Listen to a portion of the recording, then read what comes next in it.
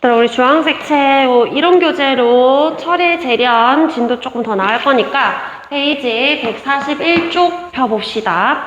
141쪽에 요거는 다 적혀 있을 거야. 우리 그 보라색 교재로 했었지.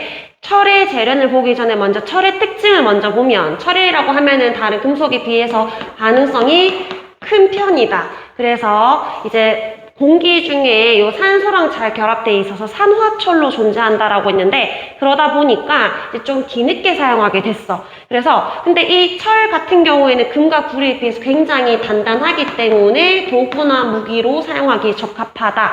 그러니까 이 철을 쓰고 싶은데 반응성이 커서 산화철로 존재하니까 여기는 산소를 떼내가지고 단단한 철로 쓰고 싶다라는 거야. 그래서 지금 현재 많이 이용되는데, 그러면 여기 있는 산소를 떼내야 되잖아. 일종의 환원시켜가지고 철로 써야 되기 때문에 이제 환원제, 그러니까 철광석, 그러니까 요 산화철 우리가 철광석이라고 하는데, 이 철광석을 환원시켜가지고 얻어야 합니다. 그렇게 이제 이 철을 쓰게 됐는데, 그때부터 이제 철기 시대가 시작이 됐는데, 이 청동기 시대보다 철기 시대가 더 늦게 이제 사용된 이유가, 매장량은 철이 훨씬 많음에도 불구하고 요 산화철에서 산소를 떼어내는 그 기술이 없었던 거야. 그래서 좀 더 뒤늦게 사용하게 되었다. 그리고 더 뒤에 철기 시대가 열렸음에도 불구하고 유물이 더 적게 남아있는 이유도 마찬가지로 반응성이 커가지고 쉽게 산화되기 때문이다. 쉽게 부식되기 때문입니다. 이런 성질이 있는데, 자, 그러면 뒷장 넘어가가지고 철의 재련 보겠습니다. 그럼 철의 재련이라고 하면 뭐냐면, 우리가 자연 상태에서는 순수한 철을 잘 보기가 어렵고 산소랑 결합해가지고 요 산화철 형태로 존재한단 말이야. Fe2O3 형태, 또는 Fe3O4 이런 식으로 존재하는데, 이렇게 존재하는 이 철광석을 다시 원래대로 순수한 철을 얻고 싶은 거야. 철을 얻는 과정을 우리가 철의 재련이라고 해. 그러면 뭘 떼내야 된다? 산소를 떼내야 된다. 그래서 순수한 철을 얻는 과정을 철의 재련이라고 합니다. 그러니까 재련은 부식이나 연소나 그런 식으로 산소를 얻는 과정이 아니라 일종의 환원 반응이라고 생각하면 돼. 산소를 떼내는 반응이다. 자, 그러면 요 산화철을 이제 철로 돌리기 위해서는 환원을 시켜야 되니까 대표적인 환원제가 필요하겠지. 자, 우리 꿈이 있는 친구 누구였다? 탄소였다. 탄소가 여기 있는 산소 가지고 가주겠지. 그래서 뭐가 된다? CO2, 이산화탄소가 된다. 이런 식으로 가지고 가지면 얘는 원래대로 돌아오잖아. 그래서 요 과정을 좀 보려고 합니다. 우리 이제 포항 제철소나 이런 데 가면 용광로 있잖아? 이런 데서 어떻게 반응하는지 볼게. 자, 여기, 자, 보자. 일단은 첫 번째로 뭘 넣어주냐면, 첫 번째 철광석을 넣습니다. 요 철광석의 화학식이 산화철이라고 생각하면 돼. Fe2O3. 그러니까 요 산화철을 넣어야 원래대로 이제 여기서 뭔가 반응을 해가지고 내가 얻고자 했던 순수한 철을 얻을 수 있잖아. 그래서 여기에 반응을 하기 위해서 굉장히 뜨거운 공기를 넣어줘서 반응이 일어나기 때문에 녹은 철이 나옵니다. 용융철 또는 선철이 나온다라고 합니다. 자, 근데 이 산화철이 그냥 혼자 철이 되진 않을 거 아니야. 그러니까 환원제를 넣어줘야 된다. 아까 환원제가 누구다? 탄소다라고 했잖아. 근데 여기서 탄소라는 말을 쓰지 않고 얘를 그냥 코크스라고 쓰는 거야. 그러니까 이제 약간 탄소로 이루어진 물질인데 구멍이 뻥뻥뻥 뚫려있는 돌멩이라고 생각하면 돼. 이 코크스가 일종의 탄소라서 여기에 있는 산소를 가지고 와줍니다. 그러면 철광석을 넣어야 되는 건 이해되지? 그 다음에 철광석에서 산소를 가지고 가줄 두 번째 코크스를 넣어준다는 거지. 이까지는 이해되는데 여기서 석회석은 왜 넣어주냐는 거야. 일단 석회석이 이 화학식은 뭐였지? 탄산 칼슘이었잖아. 쌤이 석회, 석회수, 석회석 구분하라 했지? 얘는 CaCO3야. 이 탄산칼슘을 넣어주는 이유는 뭐냐면 얘는 불순물을 제거하기 위해서 넣어줘. 생각해봐. 우리가 순수한 철을 얻기 위해서 이 철광석을 넣었는데 우리가 이 철광석을 어디서 캐? 땅속에서 캐잖아. 그럼 땅에서는 이 철이 산소랑만 붙어있는 건 아니겠지. 땅에서 캐낸 돌이니까 일종의 다른 불순물이 붙어있을 건데 이 철광석에 붙어있는 불순물이 우리 지각에 가장 많은 원소가 규소였지. 그 다음에 두 번째로 가는 게 산소였지. 그래서 SiO2라고 해서 요 형태를 그냥 우리가 불순물이라고 생각하면 돼. SiO2 형태의 광물과 요 산화철 형태가 묶어서 철광석인데 여기에서 산소를 빼내주는 거 말고 이 불순물을 없애주는 역할은 요 CaCO3 탄산칼슘 즉 석회석이 했다라는 거야. 자 그러면 일단 넣어주는 재료는 철광석, 두 번째 코크스, 세 번째 석회석이 있습니다. 그러면 반응시켜볼게. 일단은 여기에 뜨거운 공기, 열풍을 가해줍니다. 자 그러면 여기에 산화철이 쭉 떨어지겠지. 첫 번째 먼저 Fe2O3가 반응을 해가지고 얘가 원하는 거는 깨끗한 철이 되어서 나가는 거다. 자 그러면 누가 오길 바란다? 탄소가 오길 바랬겠지. 탄소가 이산화탄소가 되길 바랬을 거야. 그렇게 해서 코크스를 넣었는데 보니까 여기서 굉장히 온도 높은데 점점점 온도가 낮아지기도 하고 산소가 불충분한 거야. 그래서 불완전 요소가 일어나네. 그래서 여기에 있는 코크스, 탄소가 한 번에 연소가 되지 않고 불완전 연소가 일어난다. 그럼 뭐가 만들어진다 했어? CO2가 아니라 CO, 일산화탄소가 만들어진다 했지. 그러니까 여기 O2가 두 개면 여기 2, 맞아? 채우면 2C가 나오는 거야. 그러니까 코크스가 한번 1차적으로 산화됐는데 이게 CO인 거야. 그 CO가 들어가는 거야. 근데 상관없잖아. 산화철 입장에서 탄소거든 일산화탄소거든 일산화탄소도 아직 꿈이 있지. 얘도 CO2 되고 싶을 거란 말이야. 상관이 없어. 그래서 코크스가 한번 1차 산화되고 한번 산화된 일산화탄소가 산화철과 만나서 2차적으로 요렇게 산화가 됩니다.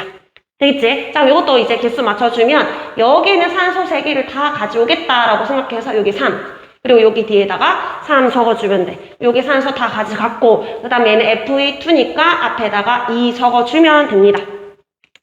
네, 자, 코크스가 1차 산화 일산화탄소, 그 다음 2차 산화 일산화탄소가 이산화탄소로 나왔다. 그럼 코크스를 이렇게 넣었을 때 요게 일산화탄소나 이산화탄소는 여기 배기가스로 CO나 뭐 CO2가 등등이 날아가겠지.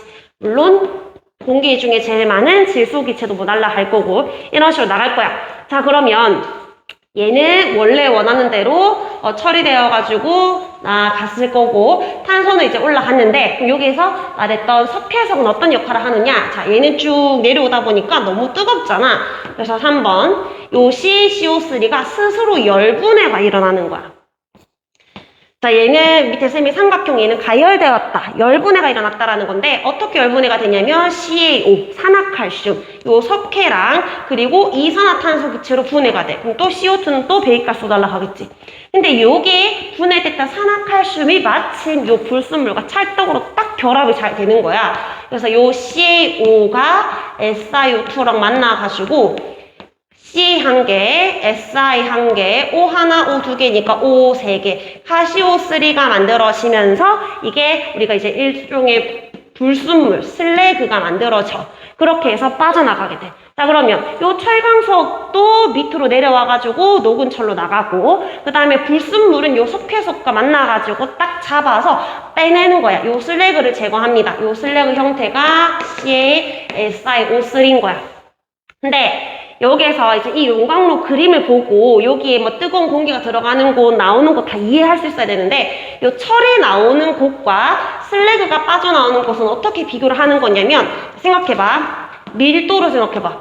철이 무거워. 슬래그, 불순물이 무겁겠어. 뭐가 더 무겁겠어? 밀도는 철이 훨씬 더 크겠지. 철이 무겁겠지. 그래서 조금 더 아래쪽에 위치해 있는 게 철이야. 좀 더 위쪽에 있는 게 슬래그입니다.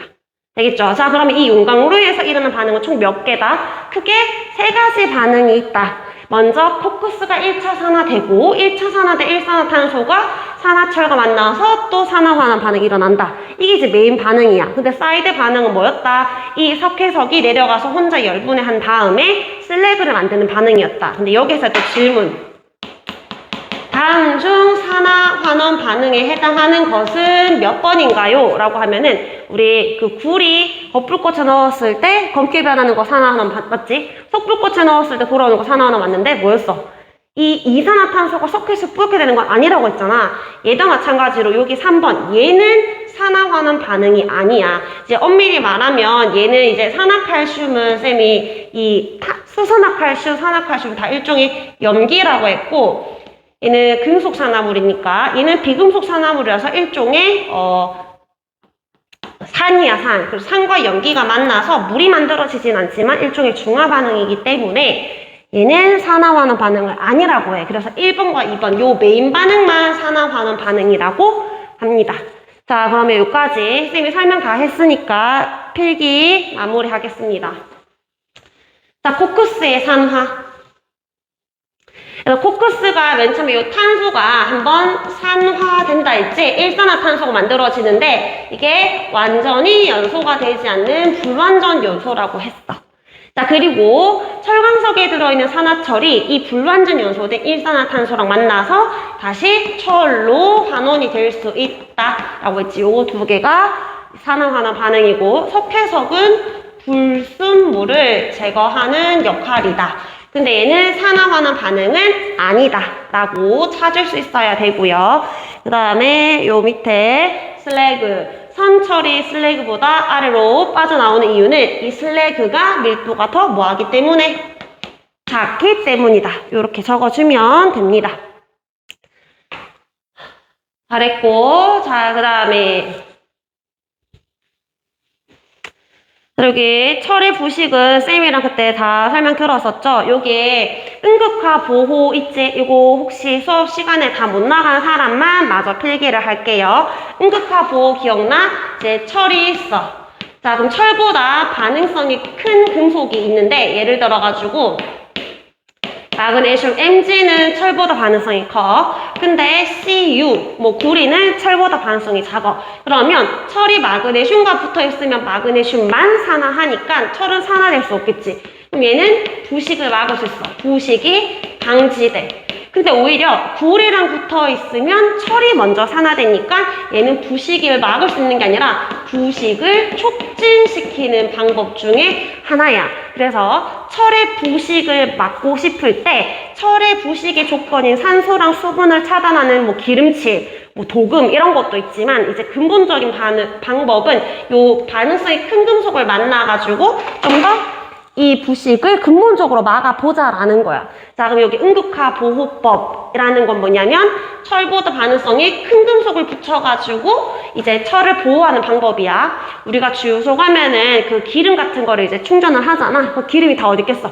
땅 속에 매장되어 있겠지. 엄청나게 많은 기름이 요 철제 기름 탱크 속에 들어있는데, 철로 쓰는 이유는 일단은 튼튼하니까 그렇겠지. 근데 단점은 부식이 잘 된다. 자, 그러면 철을 혼자 놔두면 부식이 되니까 여기에 뭐 기름칠을 하거나 도금을 하겠지만 그것도 벗겨질 수 있잖아. 그래서 근본적으로 철보다 반응성이 큰 마그네슘을 붙여놓는 거야. 근데 이 마그네슘이 대신 산화해주니까 얘는 산화가 되지 않지만 얘도 결국에는 산화되다 보면 없어지겠지. 그러니까 계속해서 교체를 해줘야 되겠지. 맞지? 주유소 사장이 돈 아깝다고 교체 안 하면 철이 부식되기 때문에 난리 납니다. 그 기름이 다 유출될 거니까. 근데 이 마그네슘을 좀 계속 자주 갈아줘야 되다 보니까 보통 5년에 한 번씩 갈아주게 되는데, 그래서 갈아주기 쉽도록 완전 딱 붙여놓는 것이 아니라 이런 식으로 연결선이 필요해.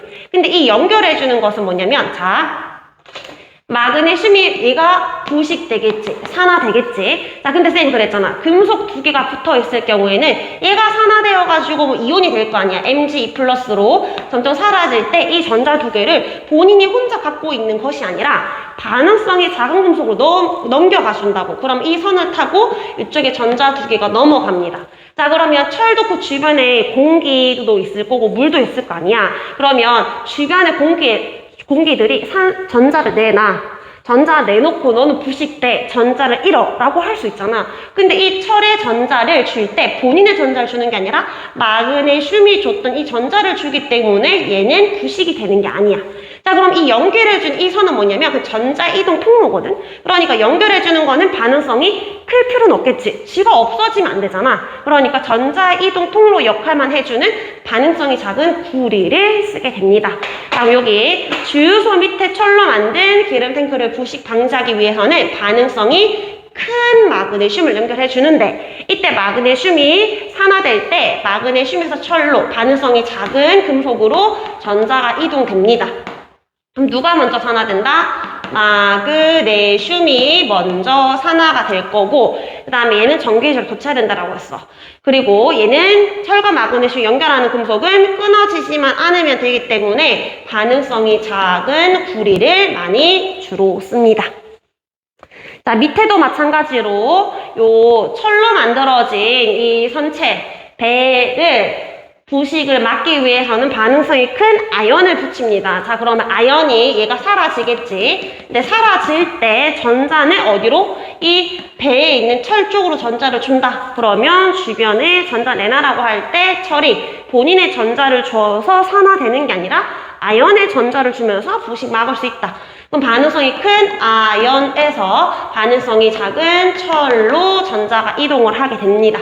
그럼 아연이 먼저 산화되니까 정기적으로 이제 아연도 교체해야 된다. 자, 그럼 여기 마무리 할게요. 자, 철을 보호하기 위해서는 철보다 반응성이 큰 금속, 위에 예시로는 마그네슘 Mg와 아연을 많이 썼어. 근데 여기 보니까 칼카나마 아라철, 그러니까 철보다 반응성이 큰 금속은 사실 좀 많은데 왜 하필 주로 마그네슘과 아연을 쓰느냐? 일단은 칼카나 얘들은 너무 세. 그러니까 폭발을 할 수도 있고 많이 폭발하지 않는다 하더라도 너무 빨리빨리 교체를 해줘야 되니까 좀 불필요한 거야. 그래서 마그네슘이나 아연이나 알루미늄을 쓸 수가 있는데 알루미늄 쌤 이야기했지. 알루미늄 호일 같은 거 이야기할 때 얘가 산화가 되잖아. 그래서 Al3 플러스가 되고 여기 전자 3개가 있으면 얘가 점점 이렇게 없어져야 되는데 이 전자가 그냥 일종의 자기 보호막을 만드는 거야. 피막을 만들어서 산화가 되는 줄 알았는데 스스로 더 이상 산화가 안 돼. 그래서 알루미늄의 그런 특징 때문에 마그네슘과 아연을 주로 음극화 보호에 씁니다. 그래서 철의 보호 방법 중에 하나였고 합금은 아예 성질을 다르게 해가지고 이제 부식을 막는 방법 중에 하나다. 자, 이렇게 마무리하고 그러면 그 철의 부식 문제 있죠? 그것도 숙제 마저 해서 오면